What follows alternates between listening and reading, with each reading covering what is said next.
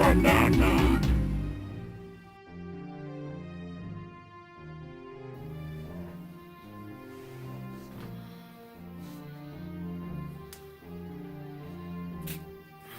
Cool.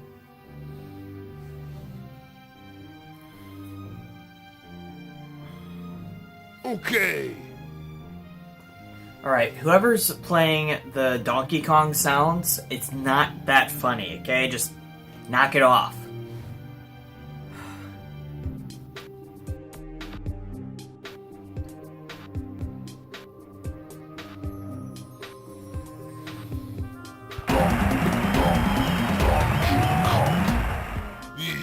Stop it! Just stop it.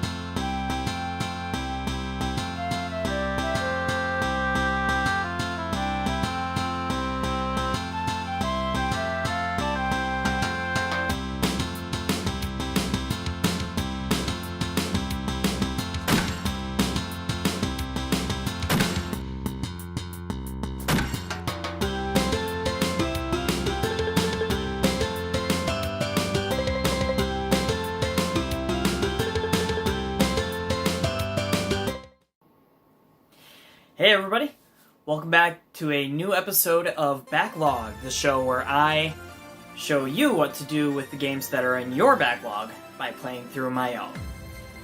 Real quick before I get too far along in the video, thank you so much for watching today. I've spent a lot of time working on these episodes, so do me a favor, watch all the way through to the end, and I think you're going to like what you see. So if you do, make sure you do all those YouTube things that you do for all your favorite creators. You know, hitting the like button, comment, subscribe, ring the bell. You know the deal. But yeah, enough time on this part. Let's cut to the rest of the video, huh? Today, it's unlike Donkey Kong. So, little confession. I've played through a lot of Donkey Kong Country games in my day, or Donkey Kong games in general. There is one critical title missing from that list, however. So growing up, I had two of my favorite SNES games were Donkey Kong Country 2 and 3. Mostly 3, because I got that first, had the guide, I could actually beat that one. So, that said though, what I never had growing up was the first Donkey Kong Country. So I never actually beat it. Played it here and there. But yeah, it never got finished. So, why don't we go ahead and start cleaning out that good old SNES backlog today and start with a classic, Donkey Kong Country. Let's get going! So for us console peasants, there was no getting past the 2D sprites during the SNES Genesis era of gaming. Honestly, they were fine. There's a charm to the art style of the 16-bit era that transcends even the hyper-realistic modern graphical designs in games today. Heck, Square Enix is even capitalizing on sprite work to this day with titles like Octopath Traveler and the upcoming Triangle Strategy.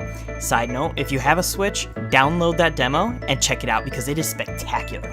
Anyway, back on the SNES, the closest we got to 3D were some crazy Mode 7 effects like in Super Castlevania 4 with the nausea-inducing rotating hallway. Now, 3D graphics were relegated to weird-looking polygons and vector graphics on PC, and Doom's 3D environments peppered with 2D sprites throughout. No one imagined the SNES could produce any graphics that looked realistic in any sense of the word. But little did we know, Rare had a dream. 3D was the future of gaming, and they found a way to at least give us a taste of what we were in for. While movement in a 3D plane was still a year or two away, Rare found a way to produce 3D computer-generated graphics that they would then use as the animation frames in the game. Basically, the models were 3D, then put into 2D form to play the game. This became Donkey Kong Country, easily the best looking series of games on the SNES, and the series that brought Donkey Kong into a new era as a protagonist in his own right, rather than just a rival for Mario. Seriously, Donkey Kong as we know him today would not exist without Rare's vision. And the crazy graphics are just the start. The music is among the best ever put in a video game. If Koji Kondo is the John Williams of video games, David Wise is Danny Elfman, with some great tunes that you probably know and could even hum, but may not know they came from Donkey Kong Country. See if you recognize a couple of these.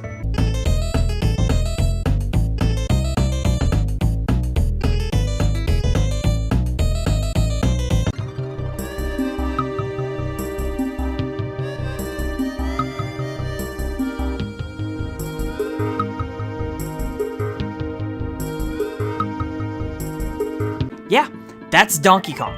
The music is so good that it continues to get remixed and rearranged constantly, and they always sound great.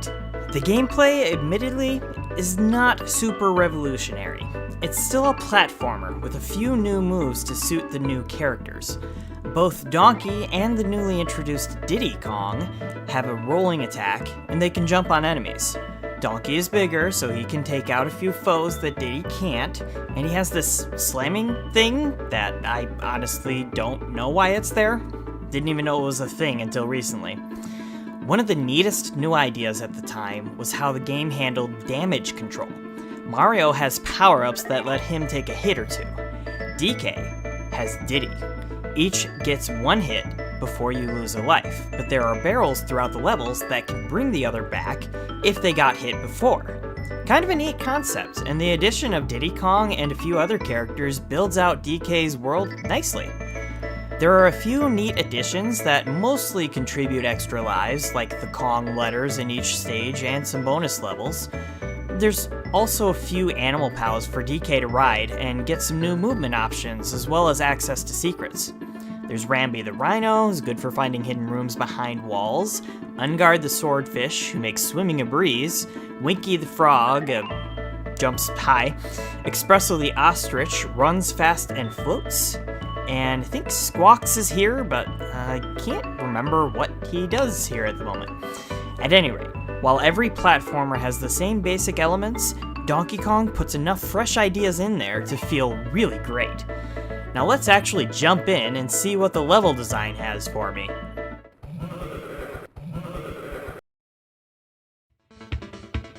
So at the start, the game is a grand old time.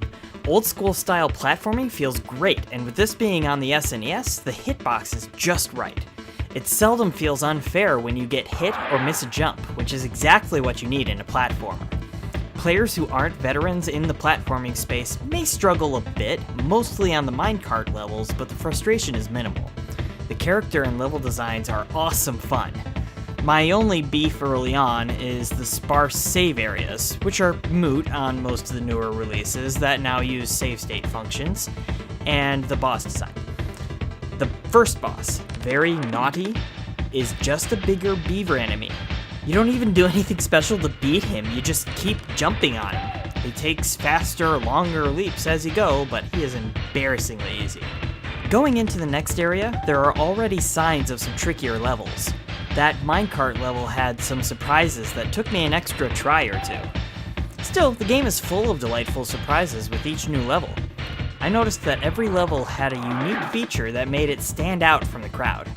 The earliest example of this is Stop and Go Junction, a level where you keep hitting barrels that say stop to turn off some light-sensitive baddies that move crazy fast and are invincible otherwise. It's a pretty cool level that adds some pressure to move a little faster. Now, there aren't any real spikes in difficulty, however, I noticed that things started getting hairy right around here, in the snowy levels. This is where it felt like Rare was saying, okay, you've had time to practice, now let's see what you can do. Now, despite my loud complaining, it still didn't feel unfair. Not quite. The fact that there's a specific gimmick that's unique to each level means that you have to learn the gimmick for each level. I think every player in this game would find different levels challenging just based on how they play and adapt. To test this, I asked my platformer Averse friend to play, and he kindly asked me to shove it. So this is more of a feeling I get. At any rate, I felt pretty stressed out for many levels throughout the snowy area and after, which made me feel extra relieved at the end of each, to be immediately followed by dread at the challenge I might see in the next one. The awesome soundtrack helped a bit, but not enough. This game gets pretty brutal. My least favorite level was by far the one where you have to touch these fuel barrels to keep the tiny platform you're riding on moving, or you fall to your death. Yeah, I probably should have had some therapy after that one. Part 4 of my Donkey Kong Country Let's Play on my personal channel, No Prob Rob. Check it out. I lost it. It's a good time. So it does feel great to check this game off the list. I love Donkey Kong games, and I often forget that. It's a little like Kirby, where a new game gets announced and you think, oh, another Kirby game. That's cool, I guess. Now when does Metroid Prime 4 come out? Donkey Kong is an icon for platforming games and showed that the genre had more potential than just what Mario had to bring to the table, at least on the Super Nintendo. Sega did admittedly have some strong contenders. The point is, Donkey Kong is king of the jungle, and very nearly king of the platformer. And I'm ashamed to admit that I often forget that. There are a number of Donkey Kong games that I have yet to finish, and I can't wait to get to them. Without spoilers, the ending of Donkey Kong Country surprised me in a way that had me beaming, even as King K. Rool beat me to a pulp several times. The difficulty of the late game left me with a ton of relief at finishing, and yet, I can't say that I will never return to Donkey Kong Country. The level design still feels fresh and innovative even today, and that soundtrack is dope. One of the all-time greatest video game OSTs. Thank you so much, David Wise. I don't know if I could force myself to the end again, but I'd be willing to try. So Donkey Kong Country is still a great time, even after all of these years. The gameplay is really innovative and fun. The 3D-like sprites look awesome. The music is still so fantastic. I need to find that soundtrack. The game does get pretty tough towards the end, but honestly, it just makes it feel even better to have finished it. So, in thinking about how I want to rate games here on Backlogged, the whole point of the show is to work through my backlog, but also to use that to help you to determine what you should be doing if this game is also in your backlog of games to play. So, that being the case, if you have Donkey Kong Country still in your backlog, and if you have a Nintendo Switch, you do, because it's on the Switch SNES Online program. So, play Donkey Kong Country, keep it available as long as possible, and make sure you finish that. Finish, replay. That is the best rating I have to give here on Backlogged.